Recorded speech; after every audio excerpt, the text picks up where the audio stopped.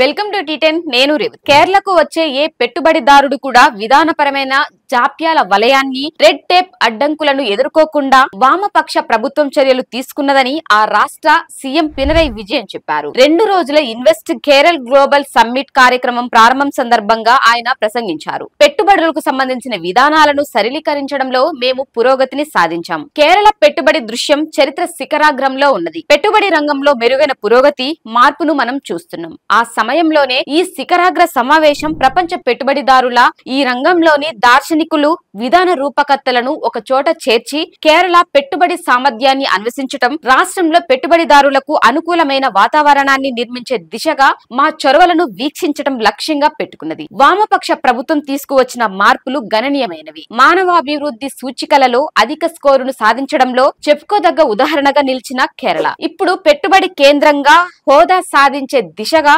దూసుకుపోతున్నది అని ఆయన అన్నారు. ప్రక్రియల సరళీకరణలో కేరళ సూక్ష్మ, చిన్న, మధ్య తరహా పరిశ్రమల సులభతరం చట్టం 2019ను సీఎం కోట్ చేశారు. రవాణా మౌలిక సదుపాయాల అభివృద్ధిపై ప్రభుత్వం చాలా దృష్టి పెట్టిందన్నారు. జాతీయ రహదారి 66 విస్తరణకు కావాల్సిన భూసేకరణను రాష్ట్ర ప్రభుత్వం 25% కంట్రిబ్యూట్ చేసిందన్నారు.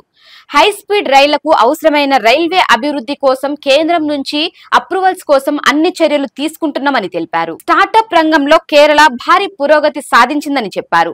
గత 8 ఏళ్లలో కేరళలో 5,800 కోట్ల పెట్టుబడులతో 62,000 ఉద్యోగావకాశాల కల్పనతో 6,200 స్టార్టప్లు నెలకొన్నాయి. 2026 నాటికి 15,000 స్టార్టప్లను నెలకొల్పి 1,00,000 ఉద్యోగావకాశాలను సృష్టించాలని మేము లక్ష్యంగా పెట్టుకున్నాం. ఇందులో కేరళ చొరవ ప్రపంచవ్యాప్తంగా గుర్తింపు పొందింది.